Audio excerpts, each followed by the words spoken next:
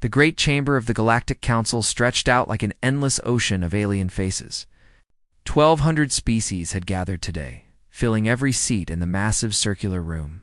Some had scales that shimmered like jewels. Others floated in tanks of strange liquids. A few were made of pure light, flickering softly as they waited. All of them had come to decide the fate of one small species from a tiny blue planet called Earth. Ambassador Elena Vasquez stood alone at the center of the room. She was 52 years old, with gray streaks in her black hair and lines around her dark eyes that spoke of many sleepless nights. Behind her, a holographic image of Earth rotated slowly, its blue oceans and green lands. Looking fragile and small compared to the vast alien assembly, High Arbiter Vonthex rose from his elevated throne. He was a crystalline, a being made of living mineral that caught the light and scattered it into rainbows. His forearms stretched upward, calling for silence. The chamber fell quiet immediately. Even the youngest species knew to respect the Arbiter. "We have heard the evidence," Vanthix announced, his voice echoing through every translator in the room. "We have listened to the testimonies. Now we must decide." Lena kept her face calm, but her heart was beating fast.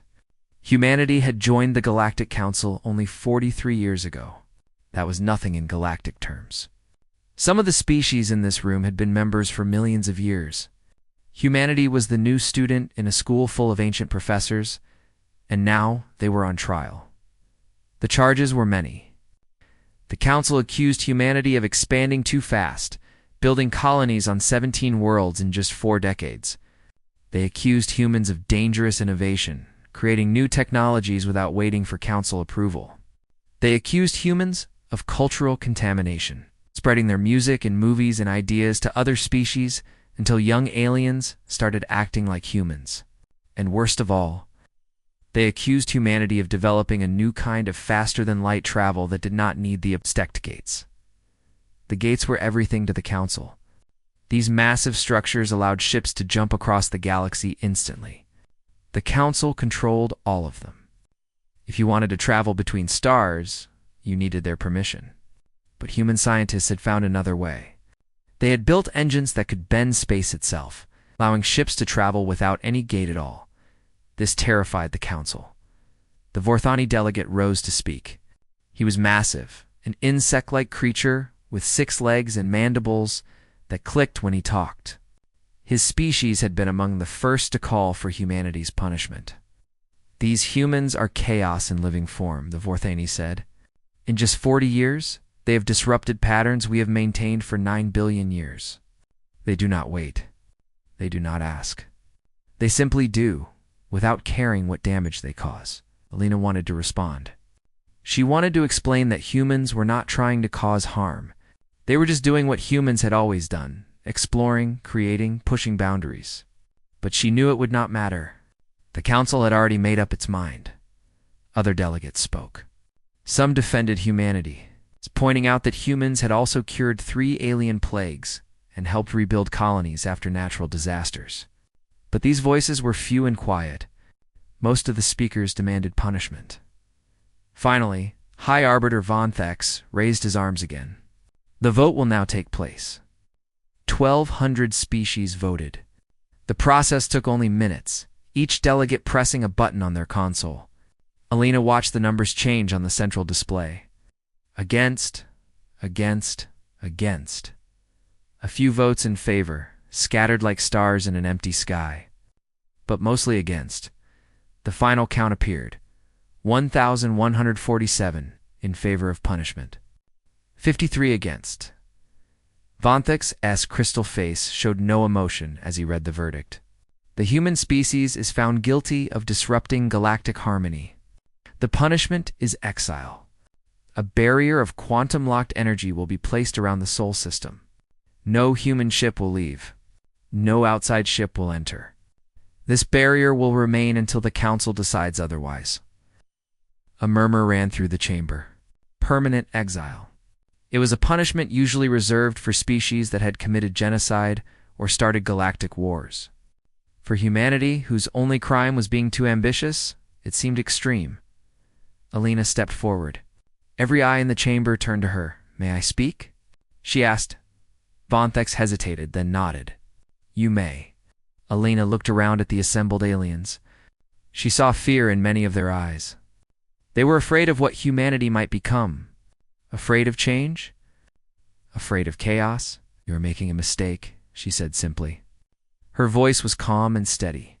The Vorthani delegate made a sound that his translator rendered as laughter. A mistake?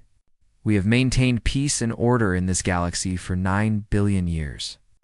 Your species has existed for barely 200,000.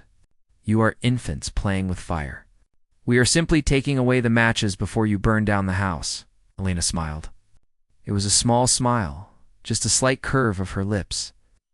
But something about it made several delegates shift uncomfortably in their seats. I think you are protecting yourselves, Alina said. You think that by locking us away you will be safe. But you have never understood humans. She paused, looking directly at the Vorthani. We do not break when things get hard. We adapt. We grow. We become stronger. Empty words, the Vorthani replied. In 100 years you will have regressed to primitive conditions. In 1,000 years you will be forgotten. Alina's smile did not waver. I suppose we will see. The council adjourned. Ships were dispatched to begin construction of the Soul Barrier. Alina was escorted back to her vessel, which would be among the last human ships allowed to return home. As she boarded, a young alien diplomat approached her. He was a Veshan, a species known for their gentle nature and long memories.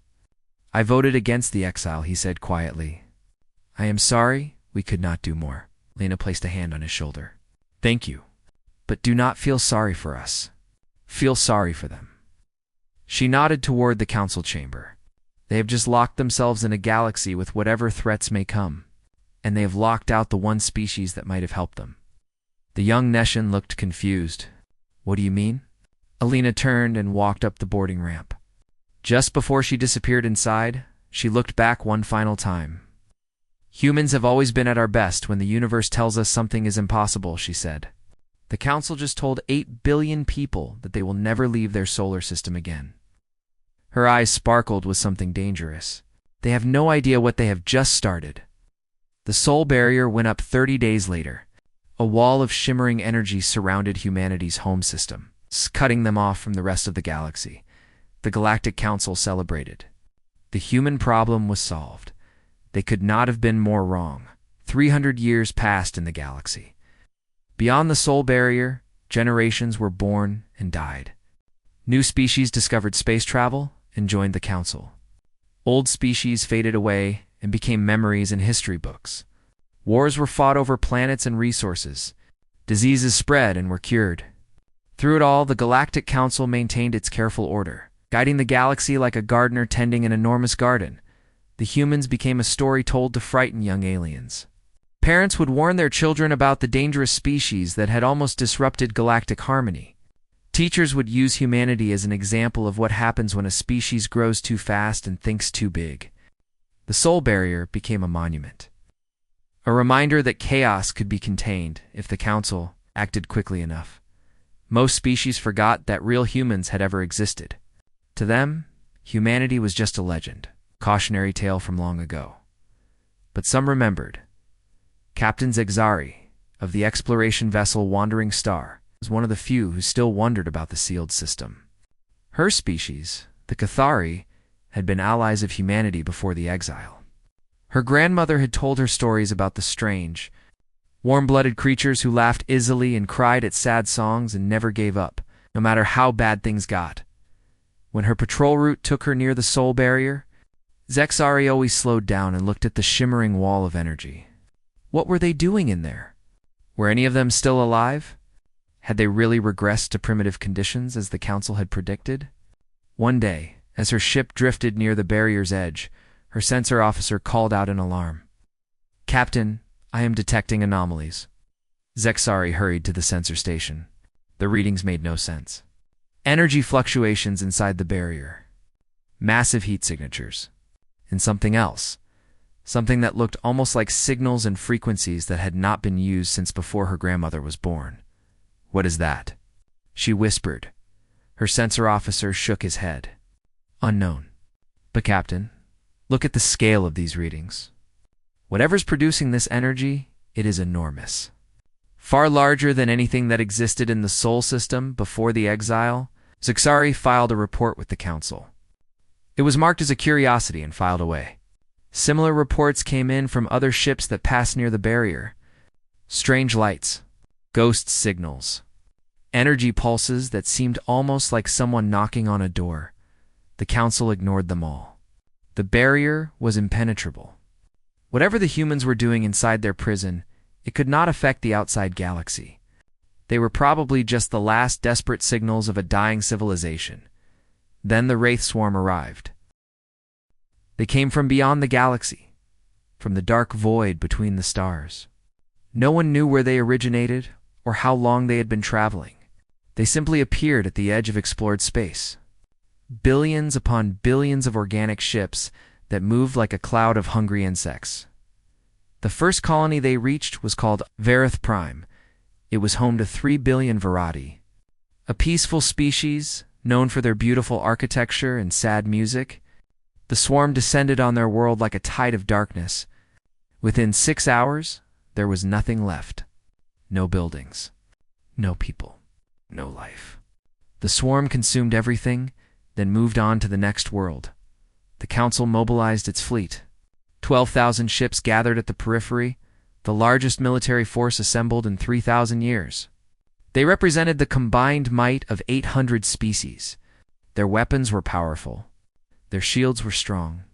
Their commanders were confident. The battle lasted 6 hours. When it was over, the Council fleet was gone. Not defeated, not retreated, gone, completely destroyed. A few escape pods managed to flee, carrying terrified survivors who could barely speak about what they had witnessed. High Arbiter, Kixilian, watched the tactical display in his command center. The swarm's projected path cut through the heart of the galaxy like a red scar. At their current speed, they would reach the Council's core worlds within 3 years. Trillions would die. Entire species would become extinct. His military advisors offered plans and strategies. Build more ships. Develop new weapons. Form alliances with neutral species. Kexilian listened to all of them and knew that none of it would work. The Council had spent 9 billion years engineering war out of their civilization. They had forgotten how to fight. They had forgotten how to face an enemy that could not be negotiated with or contained. An elderly advisor stepped forward. His name was Thesix, and he was one of the few who remembered the days before the exile. He had been a young diplomat then, and he had watched the barrier go up around the human system. "There is one option we have not considered," Thesix said quietly. Kexilian's expression hardened. "No, Arbiter. They were warriors. Survivors. If any species could fight the swarm, they are primitive by now. Probably all dead. And even if they are not, they have every reason to hate us. We imprisoned them for 300 years. Thesix nodded slowly. "Yes, we did. But everything I learned about humans suggests that they do not hold grudges the way we do. They are strange that way. They forgive easily, sometimes too easily." The Arbiter stared at the tactical display. Another system had just gone dark. 5 billion lives, erased in moments. He thought about his children, his grandchildren, the future that was being devoured before his eyes. "If we lower the barrier and they are hostile, we will have 2 enemies instead of 1, Kexilian said. "If we do not lower the barrier, we will all be dead within 3 years, Thesix replied. The silence in the command center was heavy. Every officer, every advisor, every soldier knew that Thesix was right. They had no other choice. Pride was a luxury they could no longer afford. Kexilian closed his eyes. When he opened them again, his decision was made. "Lower the soul barrier," he commanded. The order went out across all channels. Engineers who had never expected to touch the barrier began the shutdown sequence. Slowly, the quantum locks disengaged. The shimmering wall of energy began to fade. In the command center, every eye was fixed on the sensor displays. No one knew what they would find inside. A dead system. A primitive civilization struggling to survive.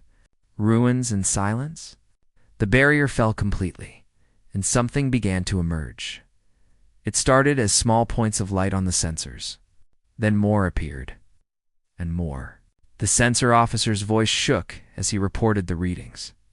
"Arbiter, I am detecting ships. Thousands of ships. No, tens of thousands. They are moving faster than anything in our records. They are coming through." Kexilian stood frozen, watching the display fill with contacts. The ships were sleek and angular, designs he had never seen before. They moved without gates, without the slow calculations that other species needed. They simply moved, fast and precise and purposeful. A communication request appeared. Kexilian accepted it with trembling hands. The face that appeared on screen was human. A woman with dark eyes and gray-streaked black hair. She looked exactly like the images from 300 years ago, as if time had not touched her at all. "You took your time, Elena," Vasquez said, and she was smiling. "We have been watching. We know about the swarm. We were wondering when you would swallow your pride and ask for help." Kexilian could not find words. How was she still alive? How had they built so many ships? What had happened inside the barrier for 300 years? Elena's smile widened. "Now, Arbiter, let us discuss terms." "Hi, Arbiter." Kexilian stared at the woman on his screen and tried to understand what he was seeing. Elena Vasquez had been 52 years old when the barrier went up. 300 years had passed. She should be dust and bones and forgotten memory. Instead, she sat before him, looking exactly the same, her dark eyes sharp and knowing. "How are you still alive?" he asked. His voice sounded weak even to his own ears. Elena tilted her head slightly. 300 years is a long time, Arbiter. We learned many things. Extending human life was one of the easier problems we solved. Behind her, the view screen showed more human ships pouring out of the Sol system. They came in waves, endless waves, more ships than Kexilian could count. His sensor officers had stopped trying to give numbers. They just stared at their displays with blank faces. "We sent observation drones into your system when the barrier fell," Kexilian said. "We expected to find survivors. Primitive conditions. Maybe a few million humans struggling to exist," Lena laughed. It was a warm sound, without cruelty. "Let me show you what your drones found." She transmitted images to his display. Kexilian felt his legs grow weak. He sat down heavily in his command. Chair.Earth was gone, not destroyed, transformed, where a blue-green planet had once orbited. There now hung a vast sphere surrounding the sun. It was made of countless panels and structures, all working together to capture the star's energy. Human engineers called it a Dyson sphere. The Council had considered such structures theoretical, something that might be possible in millions of years with unlimited resources. The humans had built one in 3 centuries. "That is impossible," Kexilian whispered. "Impossible is a word we stopped using a long time ago," Elena replied. "When you locked us in our system with nothing but our star and a few planets, we had 2 choices. We could give up and die slowly, or we could use everything we had to become something greater." More images filled the screen. Mars had been converted into a shipyard larger than most space stations. Jupiter's moons were industrial centers, mining and manufacturing facilities that worked constantly. Saturn's rings had been harvested and rebuilt into an orbital structure that generated power and manufactured ships at incredible speed. "Your population," Kexilian managed to say. "How many humans are there now?" 97 billion, Elena said simply. "We spread out. We adapted. We grew." The Arbiter's military advisors were frantically calculating. One of them approached with trembling hands holding a data tablet. "Arbiter, based on what we are seeing, the human fleet is at least 50 times larger than our entire remaining navy. Their technology is centuries ahead of ours. Their ships are faster, their weapons are more powerful, and they have energy reserves that dwarf anything in galactic records." Kexilian felt cold. The Council had worried about humans 300 years ago when they were a young species with primitive technology. They had imprisoned humanity to prevent them from becoming a threat. Instead, they had created something far beyond their worst fears. Alina seemed to read his thoughts. You are afraid of us. I understand. But Arbiter, if we wanted revenge, we would have taken it already. We have been able to see through the barrier for 200 years. We could have broken through at any time. We chose not to. Why? Kexilian asked. 'Cause we are not what you think we are. Yes, we are dangerous. Yes, we have power you cannot imagine. But we did not spend 300 years building weapons. We spent them building a civilization, a home, a future. Lena leaned forward. We only built the weapons when we saw the swarm coming. She transmitted another file to his display. It was a complete analysis of the Wraith swarm. Detailed information about their biology, their ship designs, their attack patterns, their weaknesses. It was more data than the Council had gathered in all their battles combined. You have been studying them, Kexilian said. For decades. We knew they would reach the galaxy eventually. We knew the Council would not be ready. We hoped you would lower the barrier before it was too late. Lena paused. You waited longer than we expected. A lot of people died because of your pride, but there is still time to save the rest. Behind Kexilian, his advisors were reading the human data. One of them, a weapons specialist, looked up with wonder in his eyes. This information, it shows how to hurt them. Really hurt them. Their hive ships have a weakness in their central core. If we can penetrate their outer armor, we can destroy them from inside. Yes, Alina said. We know. We have been preparing for this fight since before your parents were born. Kexilian looked at the human woman who had once stood as a prisoner before the Galactic Council. Now she commanded a fleet that could conquer the galaxy if she wished. She had every reason to hate the Council. Every reason to let them burn while she watched from safety. But she was offering to help instead. Why would you save us? Kexilian asked. After what we did to you? Alina was quiet for a moment. When she spoke, her voice was softer. Because 300 years ago, a young Veshan diplomat came to me as I was leaving the council chamber. He told me he had voted against our exile. He said he was sorry. She smiled at the memory. We never forgot that. We never forgot that even in the council that condemned us, there were voices of kindness. She straightened in her chair. Humans have long memories, Arbiter. We remember pain, but we also remember compassion. We remember that even among those who feared us, there were some who saw us as worthy of mercy. Kexilian thought of old Desix, his elderly advisor who had argued for lowering the barrier.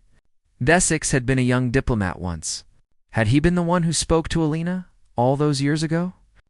What do you want from us? Kexilian asked. What are your terms for helping? Alina smiled again, and this time there was something ancient in her eyes, something that had seen centuries pass and still chose hope over bitterness. Fight with us, she said. Stand beside us against the swarm. And when this is over, remember what we did. Remember that humans are not the monsters you feared. We are just people, Arbiter. Strange people, perhaps. Dangerous people, certainly. But people who believe that the universe is big enough for everyone. The communication ended. Kexilian sat in silence, processing everything he had seen and heard. His military advisor approached again. Arbiter, what are your orders? Kexilian stood up. Through the viewport, he could see human ships taking formation alongside the remaining council vessels. They moved with perfect coordination, thousands of ships acting as one. We accept their terms, he said. We fight together. The advisor nodded and hurried away to relay the orders.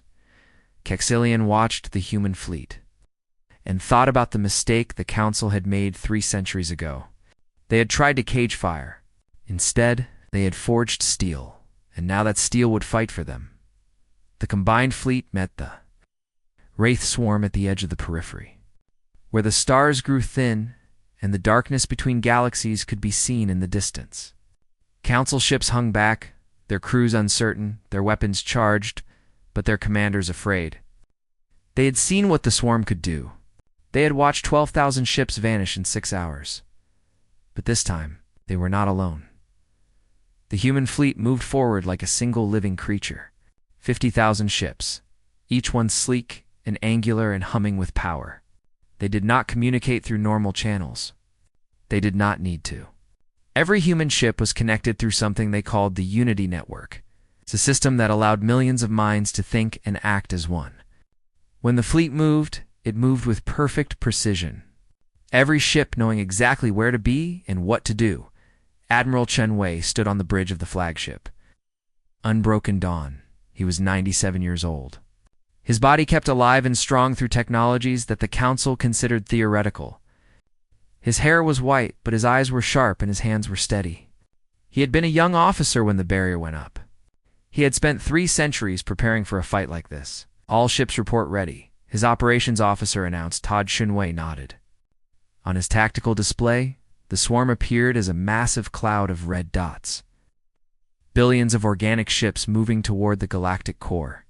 Each ship was a living creature, grown rather than built, with armor made of hardened biological material and weapons that spat acid and fire. Signal Ambassador Vasquez, Chen Wei ordered. Tell her we are beginning our attack. Somewhere behind the lines, Alina Vasquez watched from her command vessel.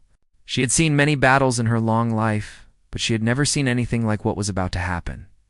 The human fleet engaged. They hit the swarm like a hammer striking glass. Human ships punched through the enemy formation at speeds that should have been impossible. Their weapons were unlike anything the galaxy had seen before. Singularity torpedoes collapsed, swarmed clusters into dense balls of crushed matter. Nanoplagues ate through organic holes like fire through paper. Solar lances focused the energy of stars into beams that burned through everything in their path. The Council observers watched in shock. Their own weapons had barely scratched the swarm's armor. Human weapons tore through it like it was nothing. But the swarm was vast, and they learned quickly. They began to adapt, changing their formations, thickening their armor, sending wave after wave against the human lines. A human destroyer was overwhelmed by 1,000 smaller swarm ships. It exploded in a flash of light, taking hundreds of enemies with it. Admiral Chen Wei watched the battle unfold and made decisions faster than any normal mind could process. The Unity Network carried his thoughts to every ship in the fleet. Adjust formation. Reinforce the left flank. Send the third wave against their command ships. The battle raged for hours. Then days. The swarm kept coming, endless, relentless, hungry. For every 1,000 destroyed, 10,000 more appeared. The human fleet began to take losses. Ships that had taken years to build were gone in moments. But the line held. On the ground. The fighting was even more terrible. When the swarm landed on colony worlds, human soldiers met them. These were not the fragile humans who had been exiled 3 centuries ago. 300 years of advancement had transformed them into something new. They wore powered armor that made them stronger and faster than any natural creature. They carried weapons that could level buildings. They fought with a ferocity that made even the mindless swarm hesitate. General Yuki Tanaka led her troops. Through the burning streets of Corvin 4, the planet had been a peaceful agricultural world before the swarm arrived. Now it was a battlefield. Swarm drones poured through the ruins, their claws tearing through anything in their path. Tanaka raised her plasma rifle and fired. 12 drones fell. More took their place.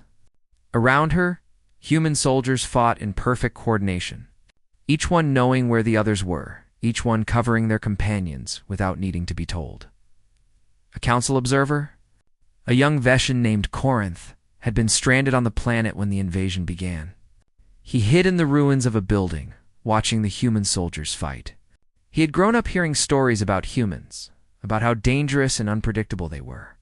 He had never expected to see them like this. A group of swarm drones found his hiding spot. Corinth closed his eyes, waiting for death. It never came. General Tanaka appeared from nowhere. Her armor smoking from 12 near misses. Her rifle sang as she cut down the drones. When they were dead, she turned to Corinth and extended a hand. Ow. Are you hurt? She asked. Corinth stared at her. His species had voted for humanity's exile. His grandfather had spoken in favor of permanent imprisonment. Why was this human saving him? I am unharmed, he managed to say. Tanaka nodded. Good. Stay close to us. We will get you to an evacuation ship. She turned to continue fighting. Corinth grabbed her arm. Why? He asked. Why are you helping us? After everything the council did to your people? Tanaka looked at him with eyes that had seen too much death. That was a long time ago. Those were different people. You are just someone who needs help. She almost smiled. That is what humans do. We help. Even when it does not make sense. Even when we probably should not. She pulled her arm free and rejoined the battle. Corinth followed, unable to understand but deeply grateful. The war continued for 12 years. 12 years of battles and sieges, and desperate last stands. Human ships fought and died alongside council vessels. Human soldiers defended worlds they had never seen before, protecting species who had once celebrated their imprisonment. At the Battle of Corvan Reach, 17 human ships sacrificed themselves to destroy a swarm hive mind. 8,000 human soldiers died holding the Meridian gates, buying time for 3 billion refugees to escape. At the Siege of Tesseron, Admiral Chenwei personally led a boarding action against the largest swarm command ship ever recorded. His forces destroyed the ship's brain, causing an entire swarm fleet to go dormant. Chenwei did not survive the mission. His last transmission was simple. It was worth it. The swarm began to retreat. For the first time in its ancient existence, the Wraith swarm had found prey that could hurt it. Prey that fought back with creativity and fury and an absolute refusal to give up. They had consumed galaxies, but they could not consume humanity. The final battle took place at the Galactic Rim, where the swarm had first appeared. The combined fleet pushed them back into the void between galaxies. Ambassador Vasquez gave the order to activate the Rim Barrier, a massive energy field that would prevent the swarm from ever returning. The swarm fled into the darkness. The barrier sealed behind them. The war was over. In the silence that followed, council ships and human ships floated together among the wreckage. Millions had died. Hundreds of worlds had been damaged or destroyed. But the galaxy still existed. Trillions of lives had been saved. Ambassador. Vasquez looked at the sealed rim barrier and thought about the price that had been paid. Human lives. Council lives. Alien lives. All of them precious. All of them lost in a war that might have been prevented if the Council had made different choices 300 years ago. But she did not feel anger. She felt tired, proud, sad, and something else. Something that surprised her. She felt hopeful. The galaxy had learned something in this war. They had learned that humans were dangerous. Yes. But they had also learned that humans could be trusted. That humans kept their promises. That humans fought for those who could not fight for themselves. Perhaps that knowledge would matter. In the years to come, perhaps it would change everything. The great chamber of the Galactic Council was full once again. 2,000 species had gathered, more than had ever assembled in one place before. Many of them had not existed as spacefaring civilizations when humanity was first exiled. They had only known humans as the warriors, who had saved their worlds from the swarm. High Arbiter Kexilian stood at the central podium, looking older and more tired than he had 12 years ago. The war had aged him. It had aged everyone. But they had survived, and now it was time to decide what came next. We are here to discuss the future of human council relations, he announced. After the service humanity has rendered, it is clear that our previous judgment was an error. The exile was a mistake. We must decide how to correct it. Voices rose throughout the chamber. Some delegates demanded that humanity be given the highest honors. Permanent seats on the council, authority over military matters. Others, still afraid despite everything, whispered that humanity had become too powerful and must be contained somehow. A few suggested that humans should rule the galaxy, but their strength and wisdom made them natural leaders. The debate went on for hours. Kexilian listened to all of it. Knowing that none of these voices had actually asked the humans what they wanted, then the chamber doors opened. And Ambassador Alina Vasquez walked in. She looked the same as always, unchanged by the years. but there was something different about her now. A calmness that had not been there before. She walked to the central podium with slow, measured steps, and the chamber fell silent. "Thank you for this honor," Alina said. "I have listened to your discussion. You have many ideas about what humanity should do next. Now, I will tell you what we have actually decided."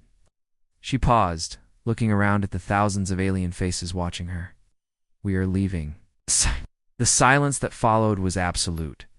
Then chaos erupted. Delegates shouted questions. Translators struggled to keep up with the noise. Kexilian raised his arms, calling for order. "Leaving?" he asked when the chamber finally quieted. "What do you mean?" Elena smiled. It was a peaceful smile, without bitterness or triumph.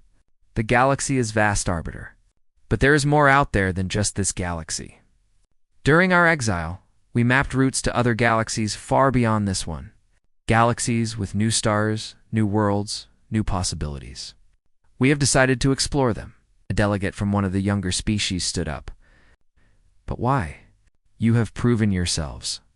You could have anything you want here. Power, influence, leadership." "Yes," Elena agreed. "We could. But that is not what we want." She turned to face the assembly fully. "When you exiled us, you thought you were punishing us. You were wrong. You were giving us a gift. You forced us to grow, to change, to become something greater than we were. We spent 3 centuries building a civilization that does not need conquest or domination. We do not want to rule you. We want to explore, to discover, to see what else is out there." Kexilian stepped forward. "The reconstruction efforts, the damaged colonies, the species that lost their homeworlds. We need your help to rebuild." "You will have it," Elena said. She transmitted a data file to every console in the chamber. "We are leaving, but we are not abandoning you. This file contains technologies that will help you rebuild. Medical advances that will cure diseases and extend lifespans. Agricultural methods that will end hunger. Energy systems that will provide power for millions of years. Defense systems that will protect you from future threats." Delegates began reading through the file. Gasps of amazement echoed through the chamber. What Elena had given them was centuries of human advancement, freely shared. "Consider it a gift," Elena said. "An apology for being so disruptive when we first joined the council. A thank you for giving us the isolation we needed to become what we are now. And a promise that even though we are leaving, we will not forget you." An elderly the Sand delegate rose slowly. His name was Corinth, the same Corinth who had been saved by General Tanaka on Corvin 4, 12 years ago. He had become one of humanity's strongest supporters in the council. "Will you ever return?" he asked. His voice was thick with emotion. Elena looked at him with warmth in her eyes. "Perhaps. The universe is full of surprises. Who knows what the future holds?" She smiled. "But even if we never return, we will remember you. We will tell stories about the council that tried to cage fire and instead forged steel. We will remember the swarm war and the species who fought beside us. We will carry your memory to galaxies you cannot even imagine." She turned back to face the full assembly one final time. 300 years ago, you called us dangerous, chaotic, a threat to galactic order. You were not entirely wrong. We are all of those things. But you missed something important about humans." "What?" Kexilian asked. Elena's eyes sparkled. "Chaos is not just destruction. It is also creation. It is change. It is growth. You tried to stop us from changing your galaxy. Instead, you pushed us to change ourselves. You made us better than we were." She paused. "Thank you for that. Even if you did not mean to give us such a gift." She bowed her head slightly, a gesture of respect that surprised everyone in the chamber. "Farewell, Galactic Council. May your stars burn bright and your people prosper. And if you ever face darkness again, if you ever need help, send a signal into the void. We will hear it, and we will come." The human fleet departed 1 week later. Over 1 million ships left the galaxy in formation, carrying 90 billion humans toward the unknown. They moved in perfect coordination, a vast river of light flowing into the darkness between galaxies. Council ships accompanied them to the edge of known space. Watching as humanity sailed toward horizons no one else had ever reached, Kexilian stood on the observation deck of his flagship, watching the human ships grow smaller and smaller. Beside him, old Thesix leaned heavily on his walking staff. "They could have conquered us," Thesix said quietly. "They had the power, the technology, the numbers. They could have made us all their servants." "But they didn't," Kexilian replied. "No, they didn't." Thesix was silent for a long moment. "We misjudged them all those years ago. We saw their chaos and their ambition, and we were afraid. We never saw their compassion, their forgiveness, their desire to help others, even those who had wronged them." The last human ships disappeared into the void. The darkness swallowed them whole. In the archives of the Galactic Council, Clerk quietly updated humanity's official record. The old designation was removed. A new one took its place. Previous classification: dangerous, chaotic, quarantine recommended.